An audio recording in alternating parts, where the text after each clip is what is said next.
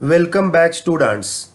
From this video onwards we are going to start with the syllabus of physics paper first, and in this video I am going to start with the introduction of chapter first, that is units and measurements. विद्यार्थी मित्रांनो, आज आपण या आपल्या व्हिडिओमध्ये physics paper first मधला first जो chapter आहे युनिट्स अँड मेजरमेंट्स या चॅप्टरला आपण सुरुवात करत आहोत. फिजिक्स म्हणजे काय? What is mean by the physics? You know that it is a quantitative science where we measure the some physical quantities such as length, mass, pressure, volume, etc. Physics ही एक सायन्सची मुख्य ब्रांच आहे, deciding अशा प्रकारची branch आहे की जी quantitative सायन्सची ब्रांच आहे, ज्यामध्ये आपण वेगवेगळ्या फिजिकल क्वांटिटीचं या ठिकाणी मेजरमेंट घेत असतो. You know that measurement plays very important role or important part in our day-to-day life.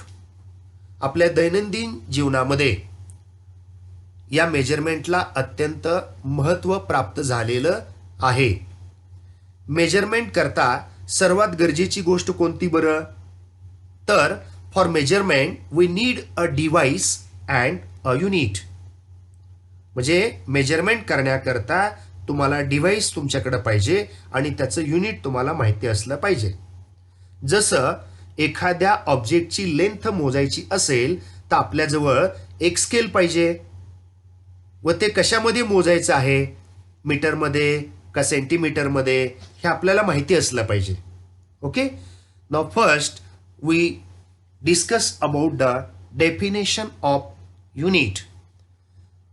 The standard which is to be used for the measurement of a physical quantity called as unit. म्हणजे ज्या स्टँडर्डचा वापर आपण physical quantity major करण्यासाठी करतो यालाच आपण unit असं म्हणतो. Physical quantities, a quantities which can be measured are called as physical quantities. जी क्वांटिटी आपण मेजर करू शकतो याला फिजिकल क्वांटिटी असं म्हणतो. Or all the quantities which can be measured are called as physical quantities. जेवढ्या म्हणून काही क्वांटिटीज आहेत की ज्याचं मेजरमेंट आपण घेऊ शकतो यालाच आपण फिजिकल क्वांटिटीज असं म्हणतो. For example, length, mass, time, temperature, volume, force, work, pressure, etcetera. Standard म्हणजे काय हे आपण या ठिकाणी सुरुवातीला समजून घेऊया. उदाहरणार्थ, आपणाकडे एखादा रॉड आहे व त्या रॉडची लेंथ आपण मोजणार आहोत. एखादा रॉड आपल्याला दिलेला आहे, आपल्या समोरच्या स्क्रीनवरती इथं रॉड दाखवलेला आहे बघा, समोर स्केल दाखवलेला आहे आणि त्याची लेंथ आपल्याला मोजायची आहे. त्याकरता आपल्याकडे कशाची गरज आहे बरं? स्केलची गरज आहे. आपल्याकडे स्केल असलं पाहिजे व आपल्याकडं कोणत्या युनिटमध्ये आपल्याला ते मोजायचं आहे ना, हे आपल्याला माहिती असलं पाहिजे. या ठिकाणी आपण ही जी लेंथ आहे ना, ही लेंथ सेंटीमीटरमध्ये मोजू शकतो. उदाहरणार्थ, या रॉडची लेंथ आहे डायग्राममध्ये दाखवल्याप्रमाणे 20 सेंटीमीटर. मीटरमध्ये सुद्धा आपण मोजू शकतो, मिलीमीटरमध्ये सुद्धा आपण मोजू शकतो, किंवा इंचमध्ये पण आपण मोजू शकतो. इंच हे सुद्धा युनिट आपण वापरू शकतो. म्हणजे मीटर, सेंटीमीटर, मिलीमीटर हे एक प्रकारचं त्याचं स्टँडर्ड आहे बघा. या मीटरची जी व्हॅल्यू आहे ना ती वर्डमध्ये कॉन्स्टंटच राहते आणि त्यामुळे याला स्टँडर्ड असं म्हटलं जातं. यालाच आपण युनिट असं म्हणतो. आणखी एक एक्झाम्पल आपण पाहूया. समजा एखादा पर्सन आहे व त्याचं मास आपल्याला मेजर करावायचं आहे. डायग्राममध्ये दाखवलेले बघा. तेव्हा मास मेजर करण्याकरता एखादं इन्स्ट्रुमेंट आपल्याकडे असलं पाहिजे. मास मेजर करण्याकरता किलोग्रॅम मध्ये तुम्ही मोजू शकता. हे मास तुम्ही ग्रॅम मध्ये सुद्धा मोजू शकता, पाऊंड मध्ये सुद्धा मोजू शकता. हे किलोग्रॅम हे एक त्याचं स्टँडर्ड आहे बघा, ज्याला आपण युनिट असं आपण त्याला म्हणत असतो. आपल्याला एखादी क्वांटिटी मोजायची आहे. उदाहरणार्थ समजा आपल्याला लेंथ मोजायची आहे, तर आपण एक स्टँडर्ड डिसाइड करूया. स्टँडर्ड म्हणजे एक अशी थोडक्यात चीज आहे की जी फिक्स केलेली. समजा आपण ठरवलं की हे अंतर 1 सेंटीमीटर एवढं आहे. समजा या डिस्टन्सच्या आपण डबल डिस्टन्स, जर त्याचं डिस्टन्स डबल झालं तर आपण काय म्हणणार की हे 2 सेंटीमीटर आहे. समजा त्याच्या 20 पट झालं तर आपण काय म्हणणार, हे 20 सेंटीमीटर आहे. म्हणजे जेव्हा आपण एखादी फिजिकल क्वांटिटी मोजतो ना त्याकरता एक रेफरन्स बनवला जातो, ज्या रेफरन्सला आपण फिजिकल क्वांटिटीचं युनिट असं म्हणतो. जसं आपण मास मोजण्याकरता किलोग्रॅम यूज करतो, म्हणजे नॅचरली किलोग्रॅम हे एक रेफरन्स आहे. यावरून आपण इतर गोष्टी सुद्धा कॅल्क्युलेट करू शकतो. या रेफरन्सलाच आपण युनिट ऑफ फिजिकल क्वांटिटी असं आपण म्हणतो. या ठिकाणी डायग्राम मध्ये ऑब्झर्वेशन टेबल मध्ये आपल्याला समोर दाखवलेलं आहे. लेंथ, मास आणि टाइम या 3 फिजिकल क्वांटिटीज आहेत आणि समोरच त्याची स्टँडर्ड्स किंवा त्याची युनिट्स आपण या ठिकाणी दाखवलेली. फॉर एक्झाम्पल आता लेंथ आपण समजा मीटरमध्ये मेजर केली, मास समजा आपण किलोग्रॅममध्ये मेजर केलं, टाइम आपण समजा सेकंदमध्ये मेजर केला. तर अशा प्रकारे मीटर, किलोग्रॅम आणि second, these are the standards which is to be used for measurement of different physical quantities like length, mass, time, etc. and which is called as unit. म्हणजे metre is the standard. Metre असेल किंवा centimetre असेल, millimetre असेल, फूट असेल, kilometre असेल, हे एक प्रकारचं स्टँडर्ड ठरवलेले आपण. Metre is the standard use for the measurement of physical quantity like length which is called as unit. Similarly, kilogram is one of the standard which is to be used for the measurement of physical quantity like mass which is called as unit. Similarly, second is the standard used for the measurement of physical quantity like time and which is called as unit. म्हणजे एखाद्या समजा दुकानामध्ये तुम्ही गेला आणि किराणा दुकानामध्ये गेला आणि त्या दुकानदाराला तुम्ही म्हटला मला साखर द्या किंवा मला मीठ द्या, तर त्याला तुम्ही काय नेमकं मागताय हे समजणार नाही.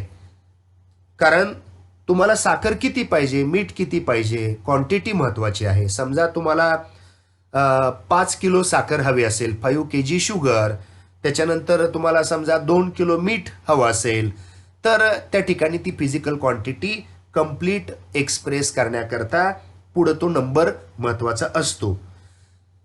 जसं ST बस स्टँडवरती तुम्ही बराच वेळ उभा असता, तुम्हाला लवकर बस भेटत नाही, तुम्ही म्हणता खूप वेळ मी थांबलो पण मला लवकर बस मिळाली नाही. तर इथं ही टाइम ही फिजिकल क्वांटिटी तुम्ही कंप्लीट एक्सप्रेस करू शकत नाही. कधी कधी तुम्ही असं म्हणता की रेल्वे स्टेशनवरती गेलो आणि पटकन मला रेल्वे मिळाली, त्या ठिकाणी सुद्धा तुम्ही फिजिकल क्वांटिटी टाइम ही फिजिकल क्वांटिटी कम्प्लीट एक्सप्रेस करू शकत नाही. म्हणजे तुम्ही टाइम सेकंदामध्ये मोजू शकता, मिनिटमध्ये मोजू शकता, आवर्समध्ये मोजू शकता. तुम्ही सांगू शकता की मला खूप वेळ लागला म्हणण्यापेक्षा मला अर्ध्या तासानं मला बस मिळाली, मला अवघ्या 5च मिनिटात ट्रेन सापडली. तर अशा पद्धतीनं या फिजिकल क्वांटिटी एक्सप्रेस करण्याकरिता एक प्रकारचं स्टँडर्ड आवश्यक असतं की जे स्टँडर्ड या फिजिकल क्वांटिटी मेजर करताना आपल्याला लागतं. आणि यालाच आपण काय म्हणत असतो, it is called as unit. आणि यालाच आपण युनिट असं म्हणत असतो. आता हे जे मोजमाप आहे ना, हे करण्याकरता किती युनिट्स आहेत बरं, ते आपण या ठिकाणी या स्लाइडमध्ये पाहूया. वेगवेगळ्या प्रकारच्या सिस्टीम्स या ठिकाणी दाखवलेल्या आहेत बघा. पहिली जी सिस्टीम आहे ना, ती आहे CGS. दुसरी आहे बघा MKS. तिसरी आहे बघा FPS. आणि सर्वात शेवटी या तिघाच्या व्यतिरिक्त आणखी एक जादा दाखवलेली, आणि ती आहे SI सिस्टीम. या ज्या सिस्टीम्स दाखवल्या ना, यामध्ये फक्त आपण इनिशियल लेटर्स त्याची या ठिकाणी घेतलेली आहेत, कन्सिडर केलेली. उदाहरणार्थ आता पहिली सिस्टीम बघा, CGS. म्हणजे याचा अर्थ असा झाला की C for the centimetre, G for the gram and S for the second.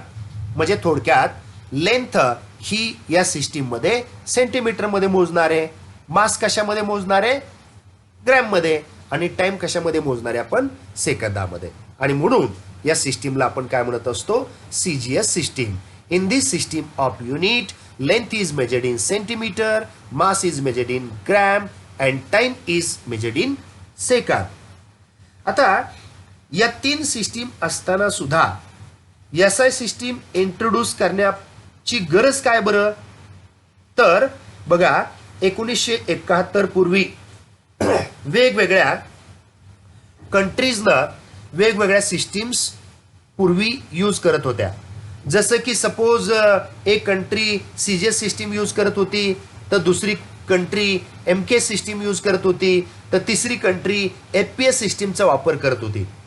म्हणजे एका कंट्रीकडून दुसऱ्या कंट्रीकडे माहितीची देवाणघेवाण करताना ही अडचण त्या ठिकाणी निर्माण व्हायची. आणि त्यामुळे या इनकन्व्हिनियन्सला, ही जी अडचण निर्माण झाली, हा जो इनकन्व्हिनियन्स तयार झाला, या इनकन्व्हिनियन्सला दूर करण्याकरता 1971 मध्ये इंटरनॅशनल कॉन्फरन्स झाली. आणि या इंटरनॅशनल कॉन्फरन्समध्ये सर्व कंट्रीजने एक कॉमन अशा प्रकारची सिस्टीम या ठिकाणी ॲक्सेप्ट केली. यालाच आपण SI सिस्टीम असं म्हणतो. In order to make common link between the different countries for their measurement, here we can develop a common system which is called as the international system of unit, that is SI unit. आता दुसरी system आहे बघा MKS. In this system of unit mass length is measured in meter, mass is measured in kilogram and time is measured in second. Third system, तिसरी बघू, FPS system. In this system of unit length is measured in foot, mass is measured in pound and time is measured in second. He old system आहे. Okay. आणि सगळीकडे जगामध्ये मापनामध्ये सारखेपणा असावा याकरता एक कॉमन सिस्टीम डेव्हलप केली, ज्याला आपण नाव दिलेलं आहे बघा, international system of unit. Okay. यानंतर आपण पुढं 2 महत्वाच्या डेफिनेशन्स पाहणार आहोत. First definition, fundamental quantities or fundamental units. Fundamental quantity किंवा फंडामेंटल युनिट म्हणजे काय बरं? डेफिनेशन अशी आहे बघा, the physical quantities which do not depend on any other physical quantities for their measurements are known as fundamental quantities. म्हणजे जी physical quantity ही दुसऱ्या कुठल्याही फिजिकल क्वांटिटीवरती तिच्या मेजरमेंट करता अवलंबून नसते. म्हणजे जी फिजिकल क्वांटिटी तिच्या मेजरमेंट करता दुसऱ्या कुठल्याही क्वांटिटीवरती डिपेंड नसते, यालाच आपण फंडामेंटल क्वांटिटी असं म्हणतो. आणि units used to measure fundamental quantities. आणि अशा प्रकारच्या फंडामेंटल क्वांटिटीसाठी जे युनिट आपण वापरतो का, यालाच आपण काय म्हणत असतो, फंडामेंटल युनिट्स. फॉर एक्झाम्पल, उदाहरणार्थ लेंथ, मास, टाइम, टेम्परेचर भरपूर आहेत. इलेक्ट्रिक इंटेन्सिटी, ल्युमिनस इंटेन्सिटी, कॅन्डेला वगैरे ते सगळं खूप तशा physical quantity length, mass, time, temperature, electric current, amount of substance भरपूर आहेत. आपण उदाहरणार्थ आता बघूया की लेंथ तुम्हाला मेजर करायची असेल तर लेंथ इंडिपेंडंटली मेजर करता येते. नोटबुकची लेंथ मेजर करायला सांगितली, बेंचची लेंथ मेजर करायला सांगितली, तुम्ही मेजर करून सांगू शकता.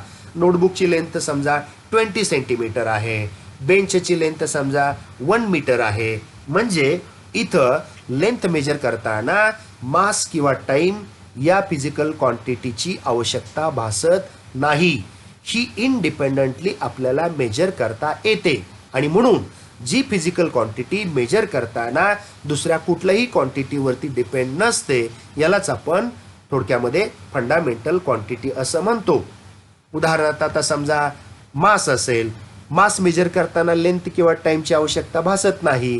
टाइम मोजायचा असेल तर टाइम मोजताना लेंथ किंवा मासची आवश्यकता आपल्याला भासत नाही.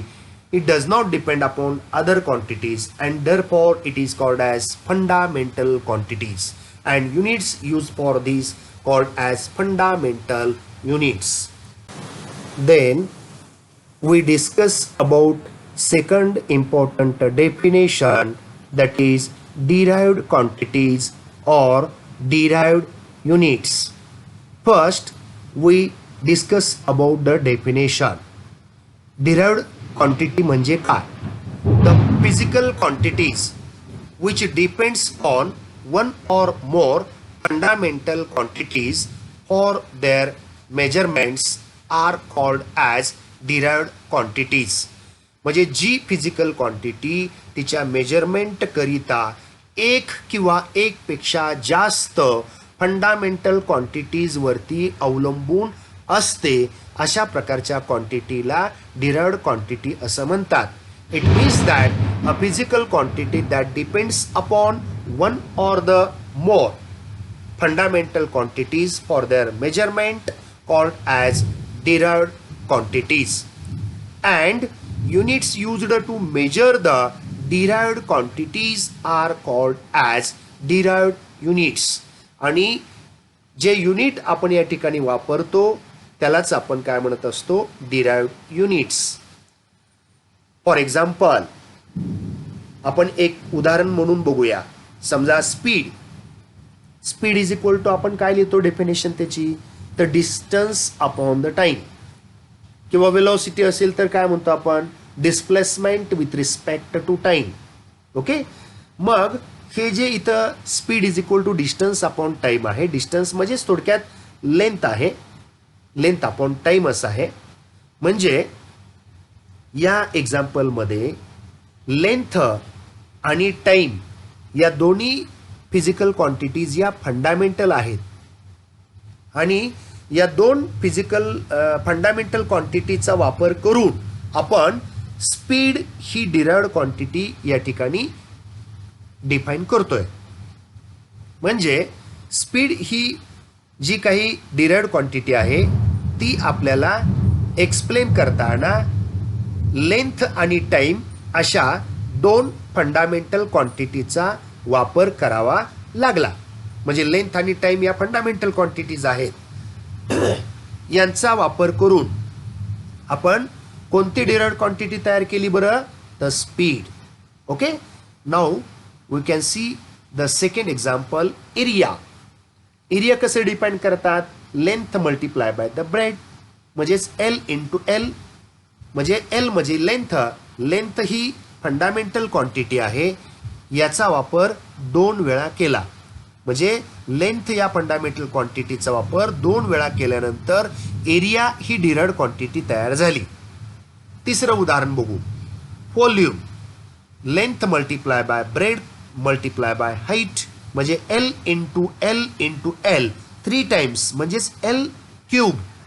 लेंथ ही फंडामेंटल क्वांटिटी आहे याचा वापर आपण 3 वेळा केला आणि त्याच्यापासून व्हॉल्यूम ही डिराइव्हड क्वांटिटी तयार झाली. Next example, density is equal to mass upon volume. Mass म्हणजे कॅपिटल M आणि व्हॉल्यूम म्हणजे L क्यूब. म्हणजे इथं मास आणि लेंथ याचा वापर करून फंडामेंटल क्वांटिटीज आहेत या दोन्ही यांचा वापर करून आपण डिराइव्हड क्वांटिटी डिफाईन केली. कोणती? तर density. Next example, momentum. Momentum is equal to mass multiply by the velocity. इथं वेलॉसिटी म्हणजे लेंथ अपॉन टाइम आला, म्हणजे इथं मास त्यानंतर लेंथ आणि टाइम या 3 फंडामेंटल क्वांटिटीज आहेत. या तिघाचा वापर करून आपण डिराइव्हड क्वांटिटी या ठिकाणी एक्सप्रेस केली, ज्याला आपण काय म्हणतो? Momentum. For example also force. Force is equal to mass into acceleration. अशी भरपूर एक्झाम्पल आहेत. या सर्व एक्झाम्पलवरून आपल्याला लक्षात आलं असेल की स्पीड असेल, एरिया असेल, व्हॉल्यूम असेल, डेन्सिटी असेल, मोमेंटम असेल किंवा फोर्स असेल, या सर्व डिराइव्हड क्वांटिटीज आहेत आणि या डिराइव्हड क्वांटिटीज एक्सप्रेस करत असताना, डिफाईन करत असताना एक किंवा एकपेक्षा जास्त फंडामेंटल क्वांटिटीजचा आपण वापर केलेला आहे आणि म्हणून यालाच आपण काय म्हणत असतो? डिराइव्हड क्वांटिटीज असं म्हणत असतो. आणि याच्याकरता जे युनिट आपण वापरतो मेजरमेंट करताना डिराइव्हड क्वांटिटीजचं, त्यालाच आपण काय म्हणत असतो? It is called as derived units.